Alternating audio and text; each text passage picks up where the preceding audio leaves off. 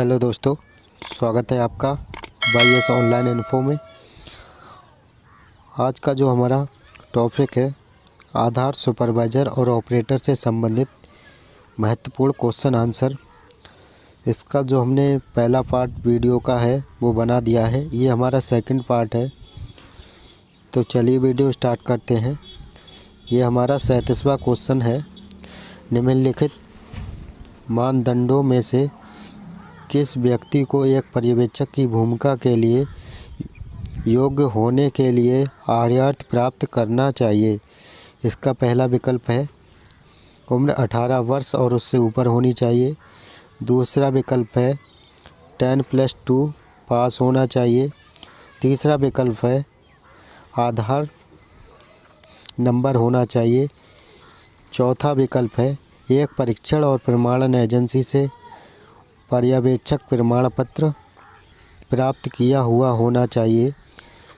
पांचवा विकल्प है बेसिक कंप्यूटर से प्रमाण पत्र प्राप्त होना चाहिए।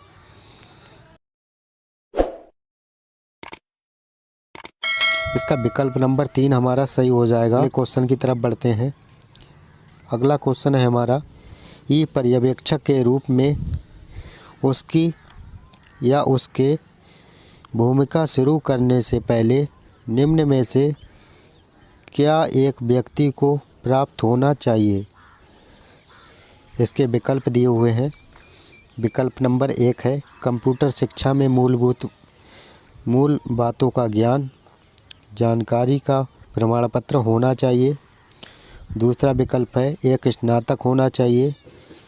तीसरा विकल्प है स्थानीय भाषा, कीबोर्ड और साथ में लिप्यंतरण सहज होनी चाहिए।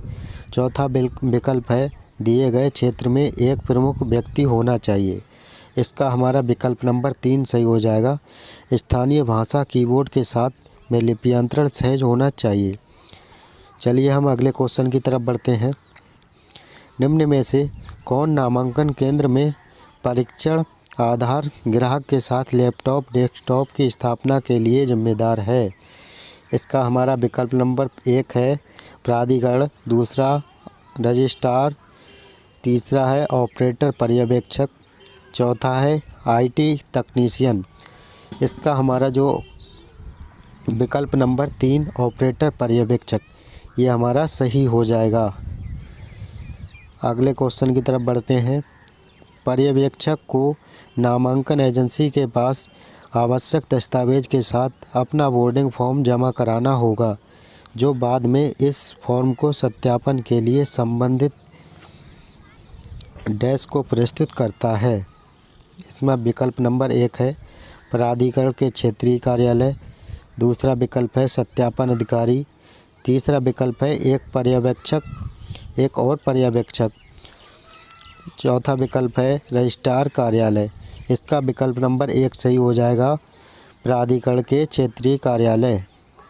पर्यवेक्षक को नामांकन एजेंसी के पास आवश्यक दस्तावेजों के साथ अपना बोर्डिंग फॉर्म जमा कराना होगा, जो बाद में इस फॉर्म को सत्यापन के लिए संबंधित प्राधिकरण के क्षेत्रीय कार्यालय को प्रस्तुत करता है। अगले क्वेश्चन की तरफ बढ़ते हैं। निम्नलिखित में से कौन सा ऑपरेटर पर्यवेक्षक ऑन बोर्डिंग के दौरान नामांकित उपयोगकर्ता के रूप में विचार योग्य होगा या है?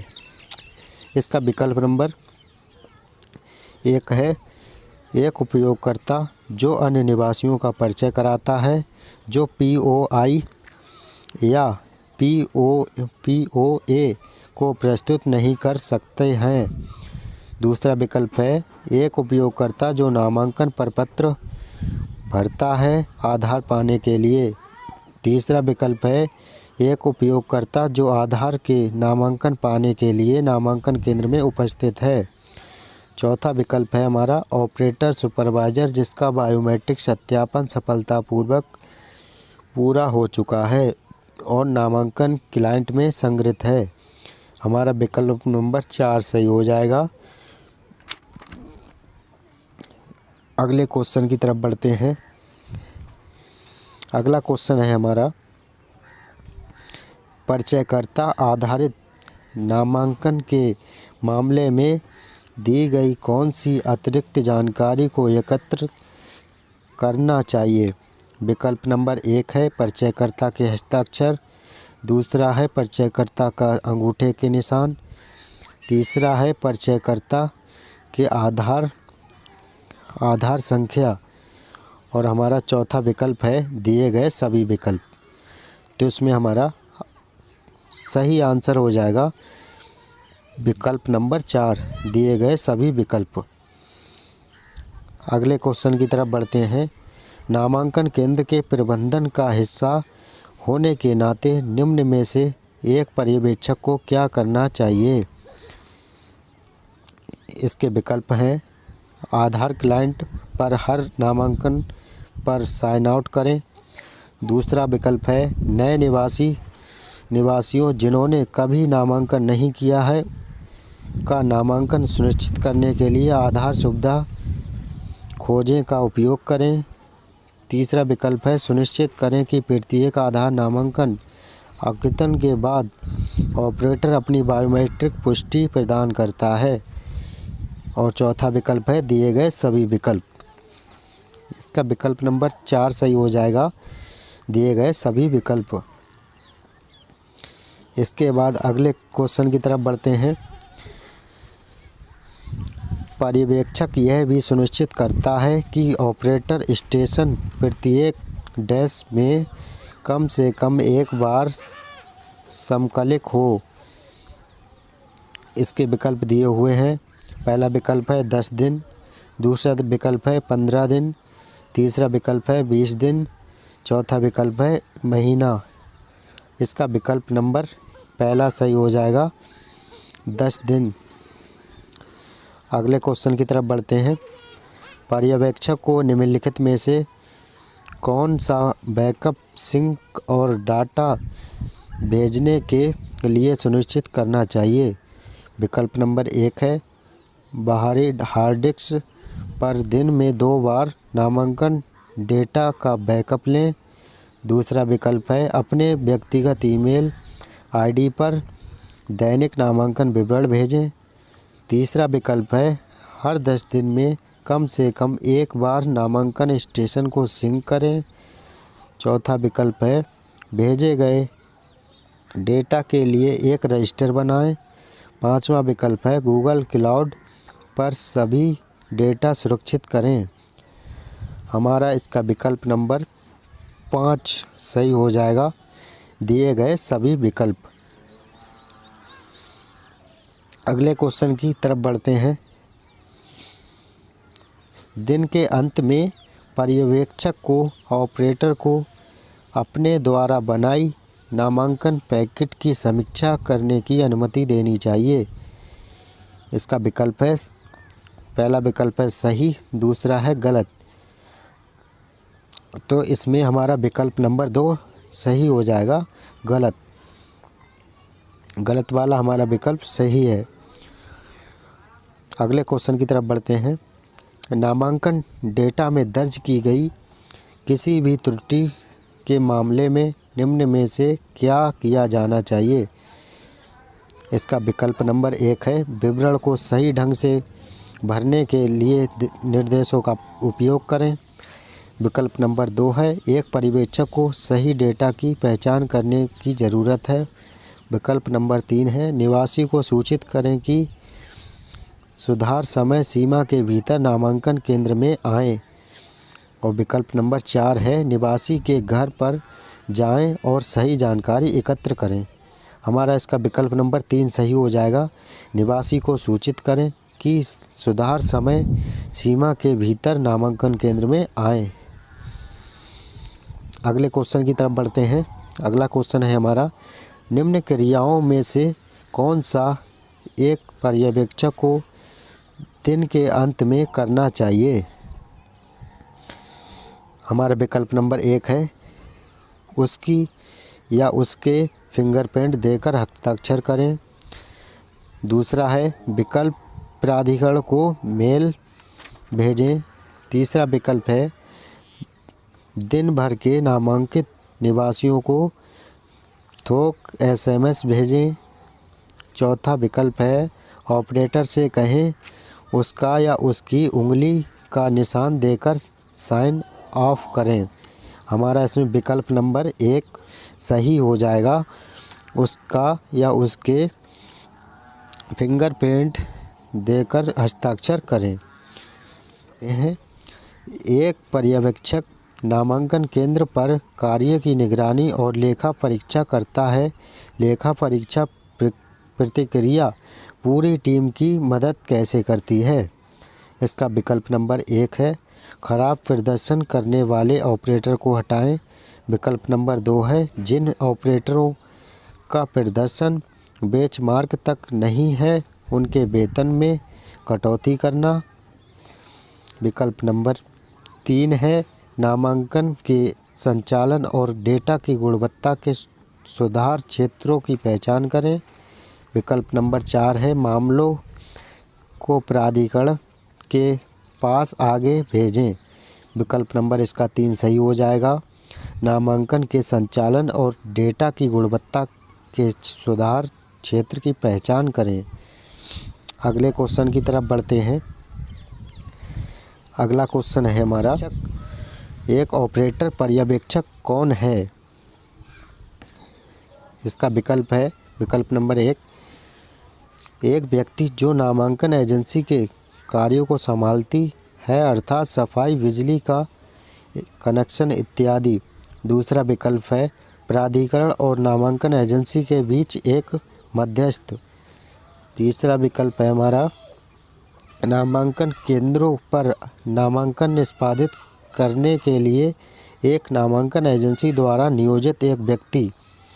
चौथा विकल्प है एक निवासी जो नामांकन एजेंसी पर आधार के लिए नामांकन करने के लिए आता है।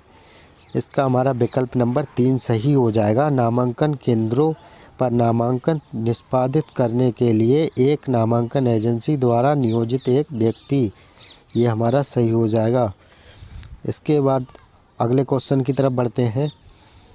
अगला क्वेश्चन है एक व्यक्ति का ऑपरेटर पर्यवेक्षक की भूमिका के लिए निम्न में से कौन पात्रता मानदंड है?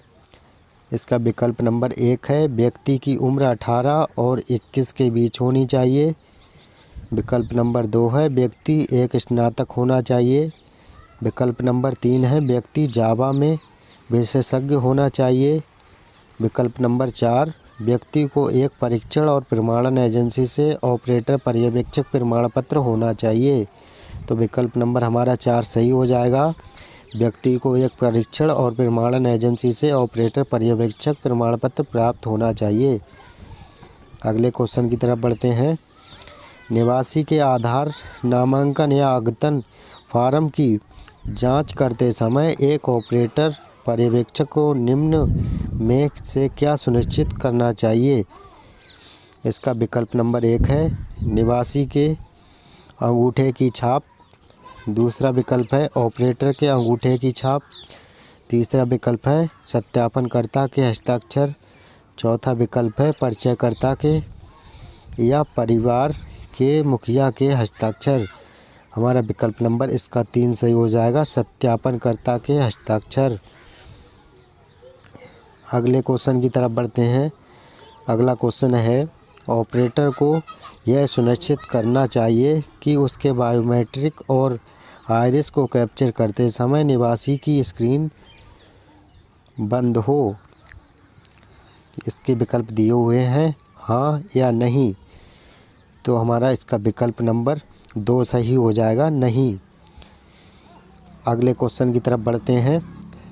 अगला क्वेश्चन है ऑपरेटर को निवासी से कहना चाहिए कि जो डेटा दर्ज किया जा रहा है उसे जांच लें और उसके बाद बंद करने से पहले निवासी के साथ जनसांख्यिकीय डेटा की समीक्षा करनी चाहिए।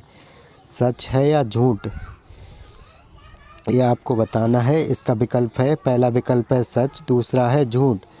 तो इसका विकल्प नंबर 1 सही हो जाएगा, सच। अगले क्वेश्चन की तरफ बढ़ते हैं। अगला क्वेश्चन है आंगनवाड़ी आशा कार्यकर्ता के मामले में जो एक साइलेंसी ऑपरेटर बनना चाहता है उसकी या उसके न्यूनतम योग्यता क्या किया जाना चाहिए। इसके विकल्प दिए हुए हैं। विकल्प नंबर 1 है 10वीं पास, दूसरा विकल्प है 12वीं पास, तीसरा विकल्प है स्नातक, चौथा विकल्प है डिप्लोमा। तो इसका विकल्प नंबर 1 सही हो जाएगा, 10वीं पास। अगले क्वेश्चन की तरफ बढ़ते हैं। निम्नलिखित में से किसके पास ऑपरेटरों के ऑनबोर्डिंग को स्वीकार या अस्वीकार करने का अधिकार है। विकल्प नंबर 1 है किसी भी अन्य ऑपरेटर, दूसरा है विकल्प UIDAI क्षेत्रीय कार्यालय, तीसरा विकल्प है पर्यवेक्षक और चौथा विकल्प है निवासी। हमारा विकल्प नंबर 2 इसमें सही हो जाएगा, UIDAI क्षेत्रीय कार्यालय। अगले क्वेश्चन की तरफ बढ़ते हैं। अगला क्वेश्चन है एक बच्चे का नामांकन करने के लिए निम्न में से क्या उपयोग किया जाता है।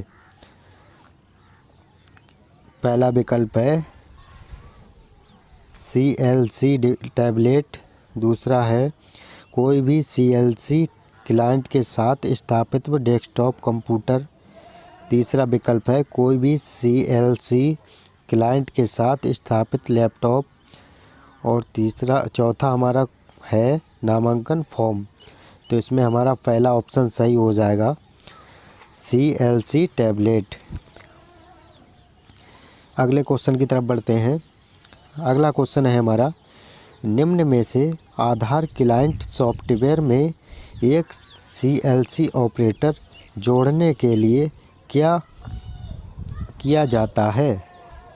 विकल्प नंबर 1 है ऑपरेटर के मूल पहचान प्रमाण दस्तावेज लें, दूसरा हमारा विकल्प है ऑपरेटर के हस्ताक्षर लें, तीसरा विकल्प है ऑपरेटर के बायोमेट्रिक्स लें, चौथा विकल्प है ऑपरेटर के मूल योग्यता प्रमाण पत्र लें। इसमें विकल्प नंबर 3 सही हो जाएगा, ऑपरेटर के बायोमेट्रिक्स लें। अगले क्वेश्चन की तरफ बढ़ते हैं। सत्यापनकर्ता कौन है। सत्यापनकर्ता कौन है।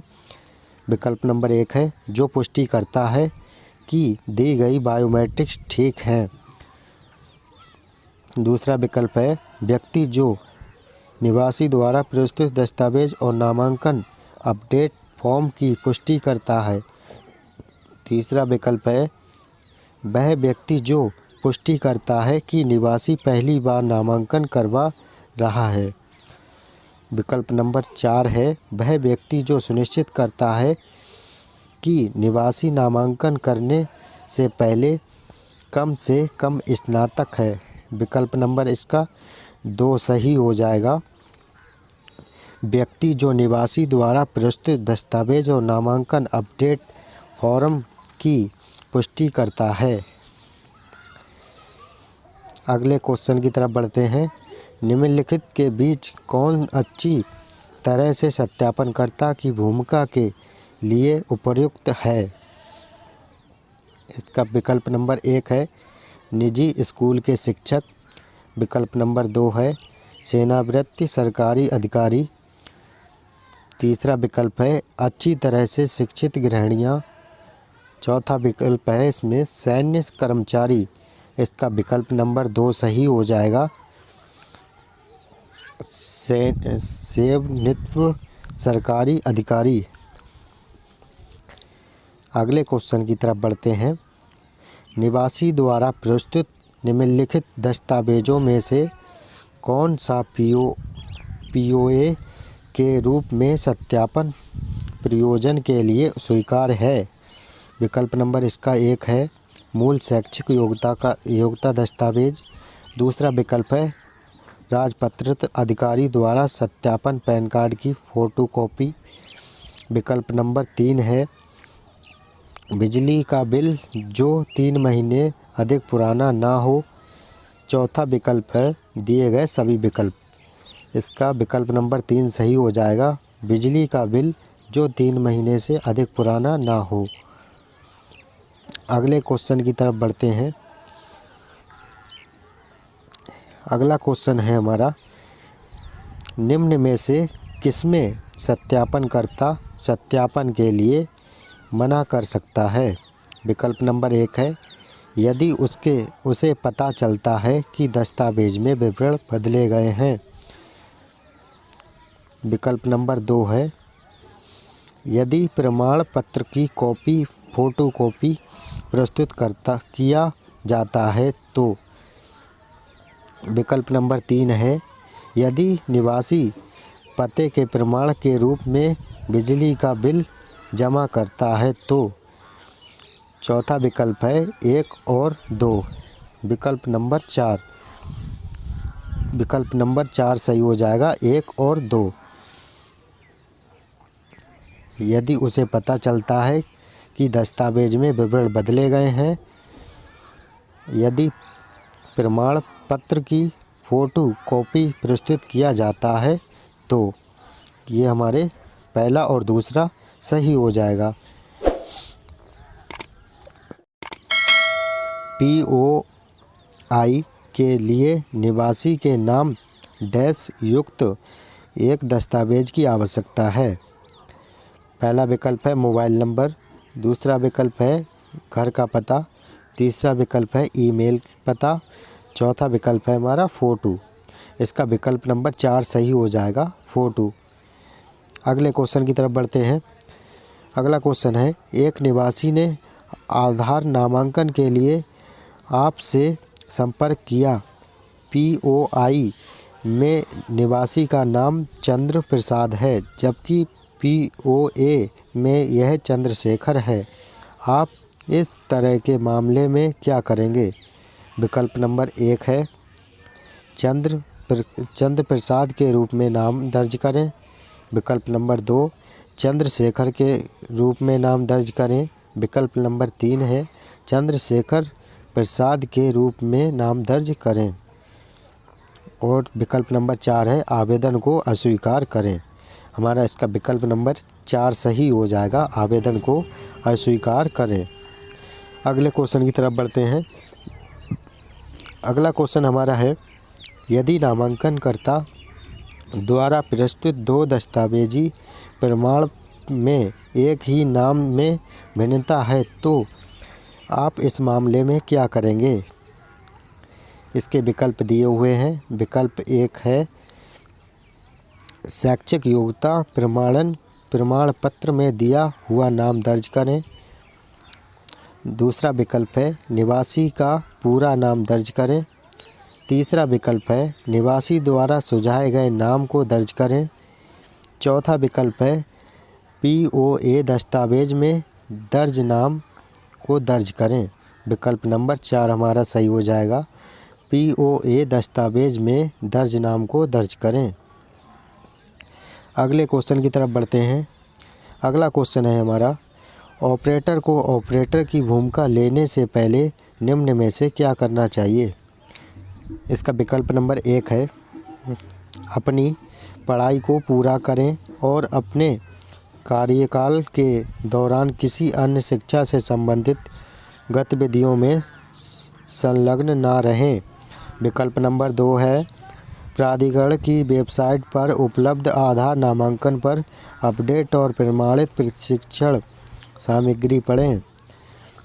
तीसरा विकल्प है इसका, C और जावा सॉफ्टवेयर प्रौद्योगिकियों पर प्रशिक्षित हों। विकल्प नंबर 4 है, दिए गए सभी विकल्प। इसका विकल्प नंबर 2 सही हो जाएगा, प्राधिकरण की वेबसाइट पर उपलब्ध आधार नामांकन पर अपडेट और प्रमाणित प्रशिक्षण सामग्री को पढ़ें। अगले क्वेश्चन की तरफ बढ़ते हैं। पर्यवेक्षक या सुनिश्चित करे कि नामांकन केंद्र के कर्मचारी निर्धारित शुल्क के अलावा कोई भी अतिरिक्त पैसे के लिए ना कहें। सही हो जाएगा या गलत बताना है आपको। इसका विकल्प नंबर 1 सही हो जाएगा।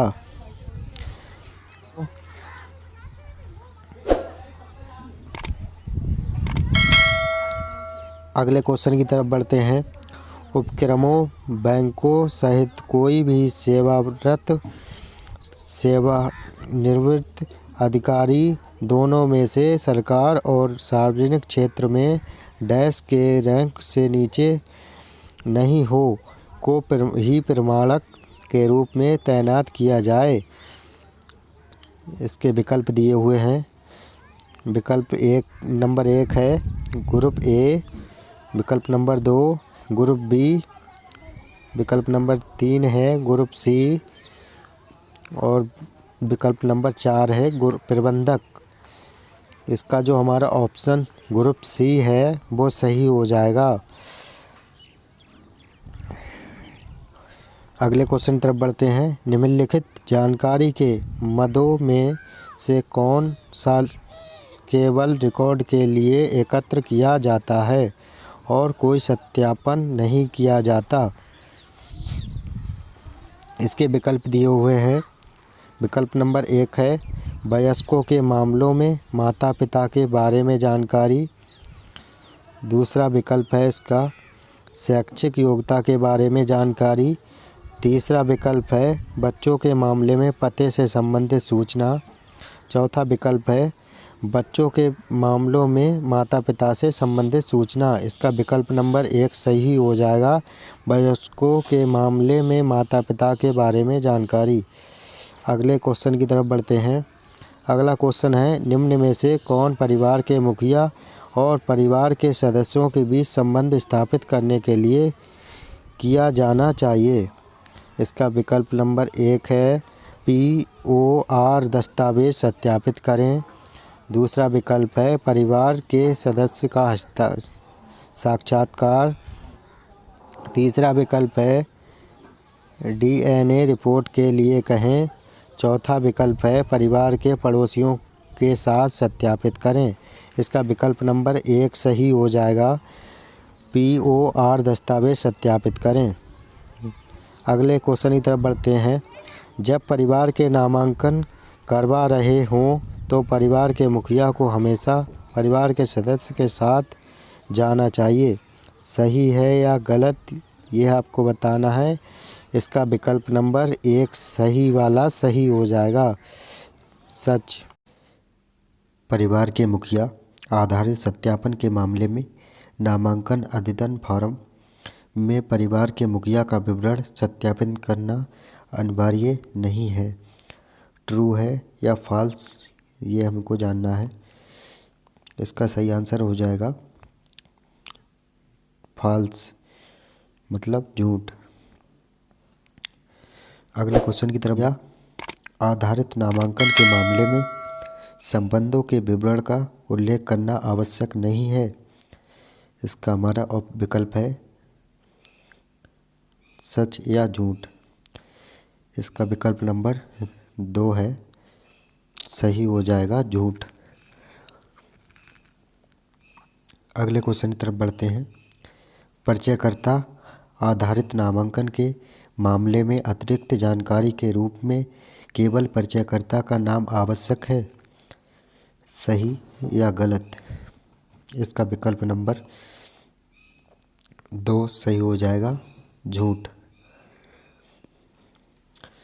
अगले क्वेश्चन पे बढ़ते हैं। आधार के लिए एक निवासी का नामांकन करने के लिए धर्म और जाति नोट करना चाहिए। सही या गलत? तो ये फॉल्स, ये भी झूठ हो जाएगा। अगले क्वेश्चन तरफ बढ़ते हैं।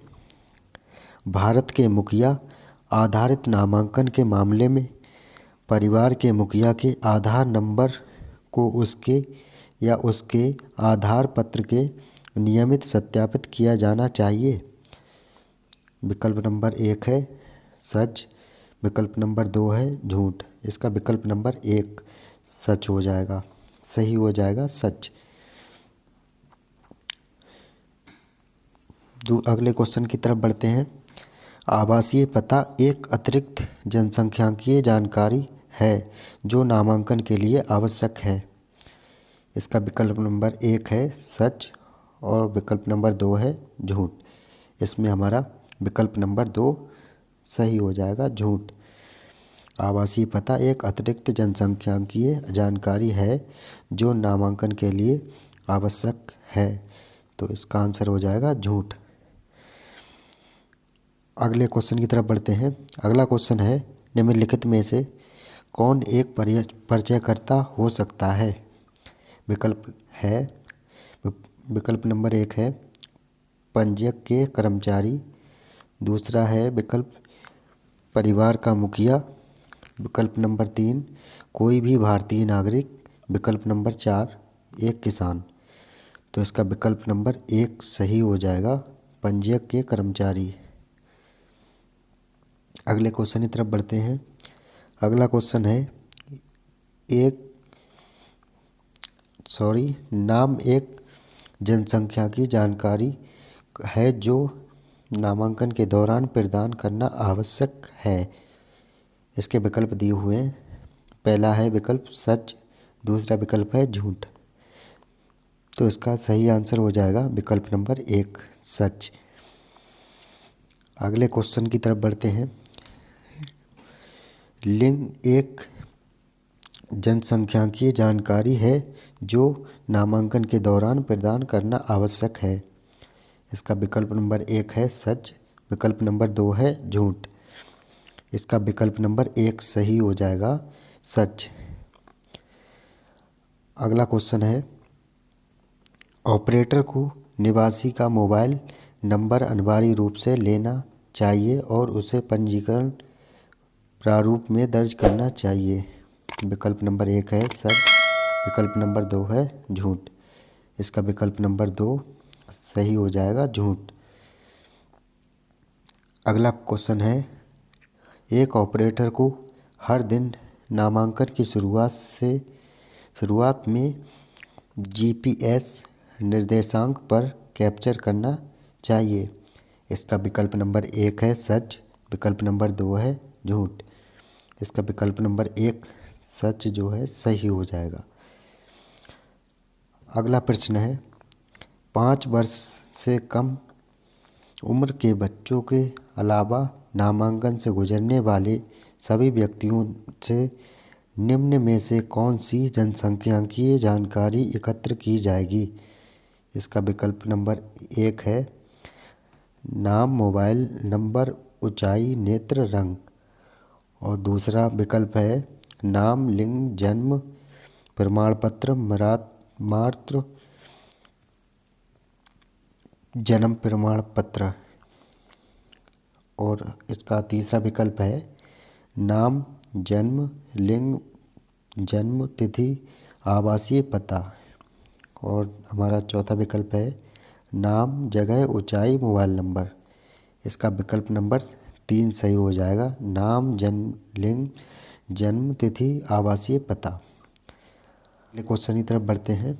अगला क्वेश्चन है, एक निवासी बख्तियार राहुल शर्मा ने नामांकन के लिए आपसे संपर्क किया है। निम्न में से कौन सी प्रणाली उसका नाम दर्ज करने के लिए सही रास्ता है? पहला विकल्प है BR शर्मा। दूसरा विकल्प है B राहुल शर्मा। तीसरा विकल्प है बख्तियार राहुल शर्मा। चौथा विकल्प है BRS। विकल्प नंबर 3 इसमें सही हो जाएगा, बख्तियार राहुल शर्मा। अगले प्रश्न की तरफ बढ़ते हैं। अगला प्रश्न है, सुकुमार राजपाल ने आपसे आधार के लिए नामांकन करने के लिए संपर्क किया है।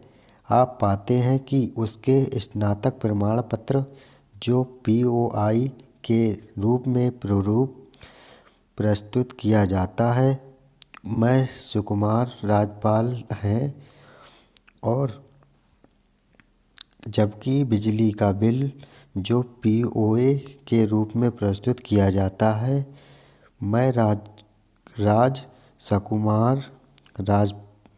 सुकुमार पाल है। इस मामले में आधार पंजीकरण प्रारूप में उसका कौन सा नाम दर्ज किया जाना चाहिए?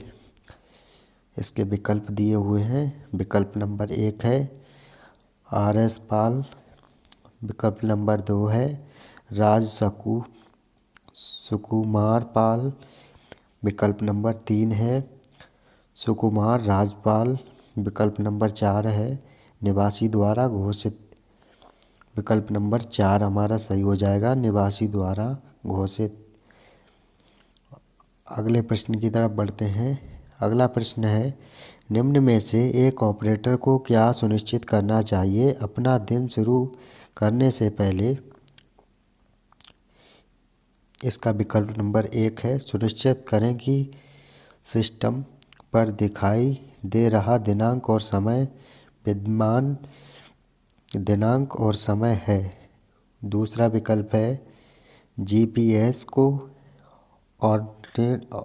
ऑर्डिनेट कैप्चर करें। और तीसरा विकल्प है क्षेत्र के सभी निवासियों को एसएमएस भेजें। और चौथा विकल्प है सुनिश्चित करें कि स्टेशन लेआउट प्राधिकरण के दिशा निर्देश के अनुसार है।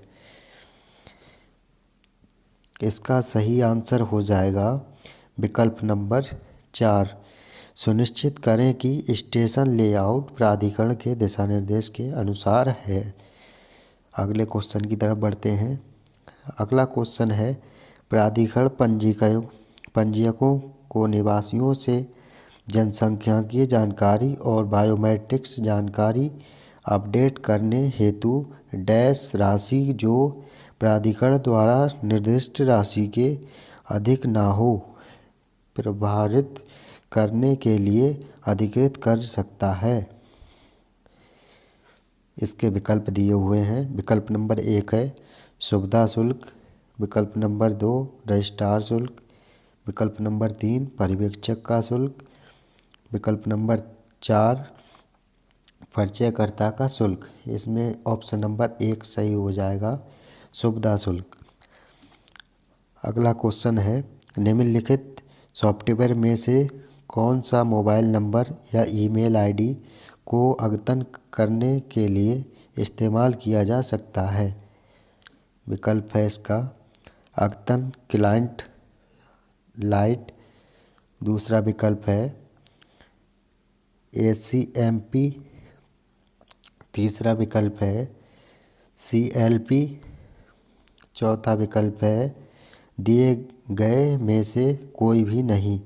इसका विकल्प नंबर 1 सही हो जाएगा, अद्यतन क्लाइंट लाइट। अगले क्वेश्चन की तरफ बढ़ते हैं।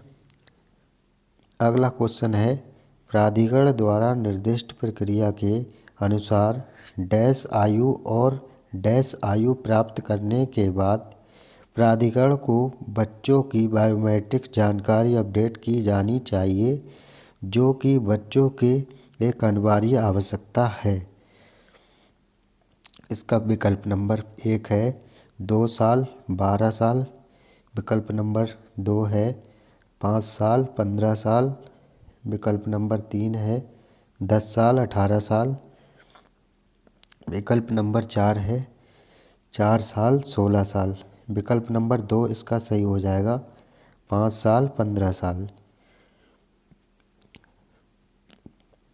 अगले क्वेश्चन की तरफ बढ़ते हैं। अगला क्वेश्चन है नामांकन या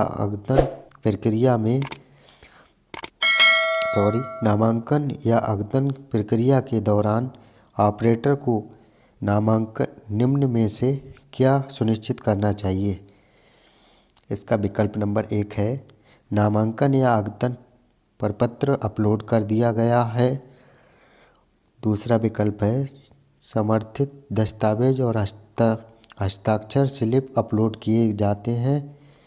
विकल्प नंबर 3 है सभी दस्तावेज नामांकन के बाद निवासी को वापस करें। विकल्प नंबर 4 है दिए गए सभी विकल्प। विकल्प नंबर 4 इसका सही हो जाएगा, दिए गए सभी विकल्प। अगले प्रश्न की तरफ बढ़ते हैं। अगला प्रश्न है एक CLC ऑपरेटर की प्रमुख जिम्मेदारी क्या है। इसका विकल्प दिया हुआ है केवल नामांकन या आवेदन पत्र की जांच करना। दूसरा है केवल नामांकन या आवेदन करना। इसका विकल्प नंबर 2 सही हो जाएगा, केवल नामांकन या अद्यतन करना। अगले प्रश्न की ओर बढ़ते हैं। निम्नलिखित सॉफ्टवेयर में से कौन सा जनसांख्यिकीय या बायोमेट्रिक्स विवरण को अद्यतन करने के लिए इस्तेमाल किया जा सकता है?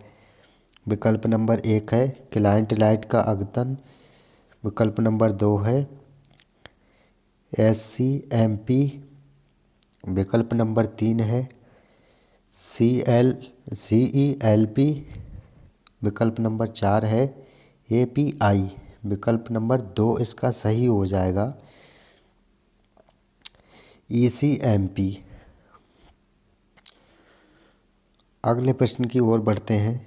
अगला प्रश्न है निम्नलिखित प्रमाण पत्र से कौन सा एक CELC ऑपरेटर ने प्राप्त किया है होना चाहिए? विकल्प नंबर 1 है इसका सॉफ्टवेयर टेक्नोलॉजी में डिप्लोमा। विकल्प नंबर 2 कंप्यूटर की मूल जानकारी में सर्टिफिकेट। विकल्प नंबर 3 CELC ऑपरेटर सर्टिफिकेट। विकल्प नंबर 4 नामांकन संचालक प्रमाण पत्र।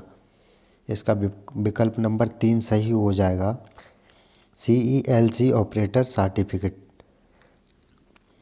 अगले क्वेश्चन की तरफ बढ़ते हैं। अगला क्वेश्चन है निम्नलिखित में से कौन सा परिचयकर्ता के बारे में सही है? विकल्प नंबर 1 है परिचयकर्ता एक रजिस्ट्रार से जुड़ा हो। विकल्प नंबर 2 है परिचयकर्ता का कोई आपराधिक रिकॉर्ड नहीं होना चाहिए। विकल्प नंबर 3 है परिचयकर्ता परिवार का मुखिया होना चाहिए।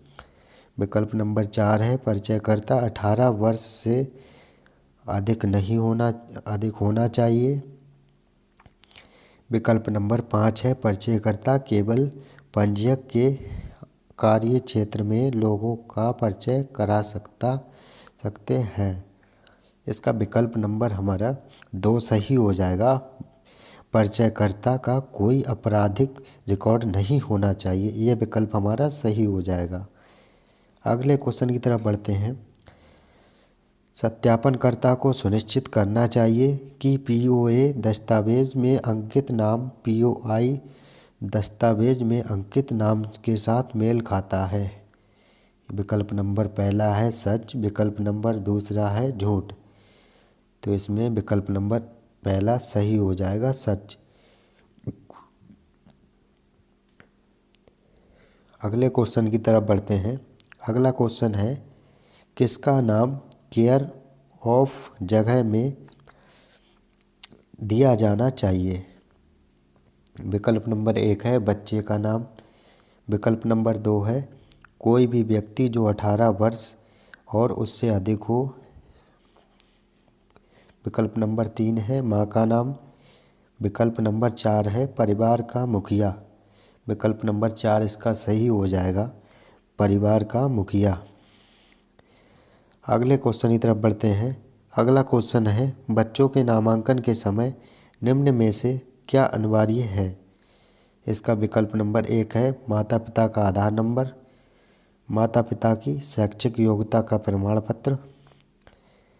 तीसरा विकल्प है बच्चों के जन्म प्रमाण पत्र के पर राजपत्र अधिकारी के हस्ताक्षर। विकल्प नंबर 4 है एक परिचयकर्ता से परिचय। इसका विकल्प नंबर 1 सही हो जाएगा माता पिता का आधार नंबर। अगला क्वेश्चन है निम्न में से कौन सा परिचयकर्ता की तरफ से एक अस्वीकार्य कृत्य है? विकल्प नंबर 1 है आधार के लिए नामांकन के लिए एक निवासी की मदद करना। दूसरा विकल्प है आधार ऑपरेटर से निवासी का परिचय। विकल्प नंबर 3 है पहचान और पते निवासी के पते की पुष्टि करना। विकल्प नंबर 4 है अपने पिता का प्रतिरूपण करने के लिए निवासी की मदद करना। विकल्प नंबर 4 इसका सही हो जाएगा अपने पिता का प्रतिरूपण करने के लिए निवासी की मदद करना। अगले क्वेश्चन की तरफ बढ़ते हैं।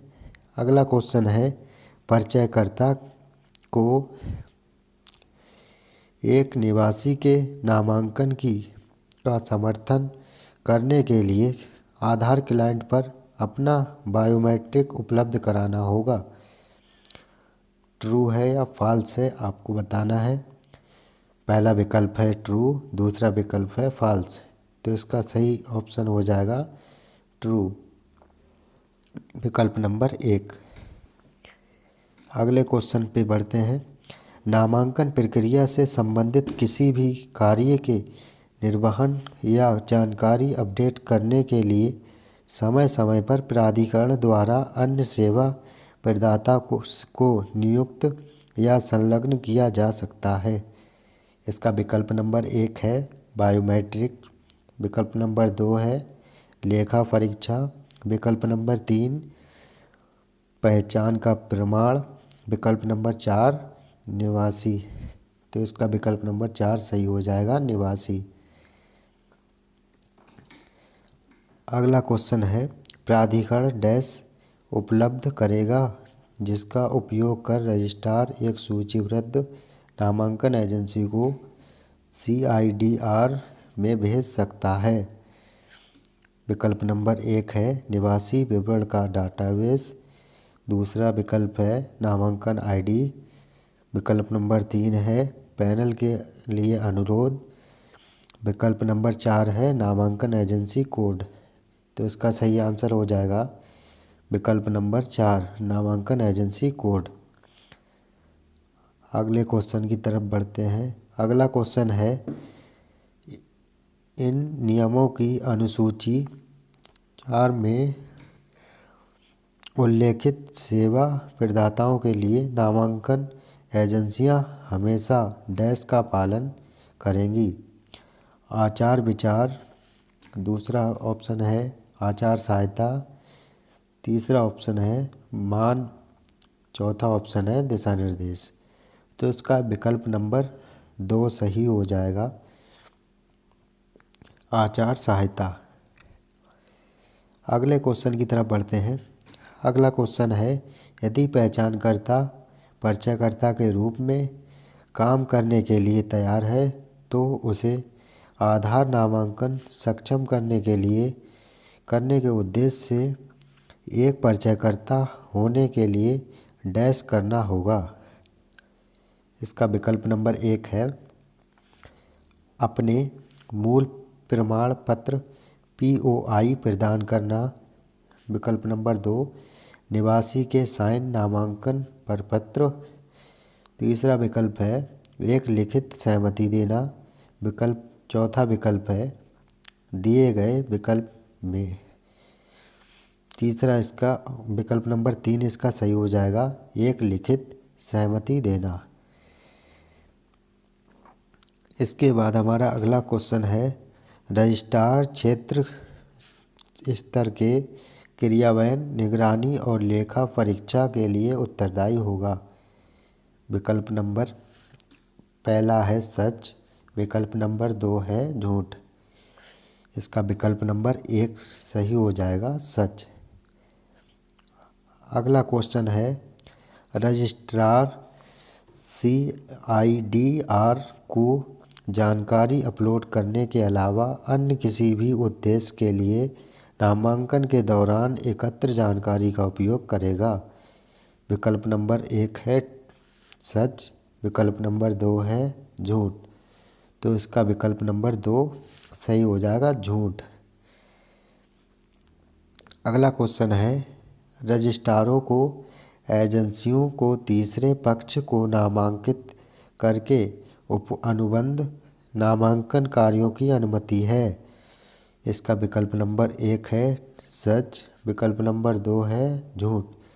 तो इसका भी विकल्प नंबर 2 सही हो जाएगा, झूठ। अगले क्वेश्चन की तरफ बढ़ते हैं। अगला क्वेश्चन है, सेवा प्रदाताओं के हितों की रक्षा करने के लिए सर्वश्रेष्ठ प्रयास करेगा।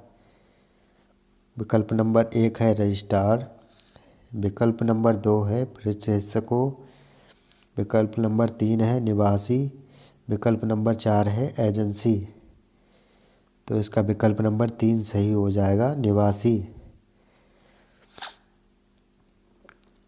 अगला क्वेश्चन है प्राधिकरण डैश के माध्यम से नामांकन एजेंसियों को सूचीबद्ध करेगा।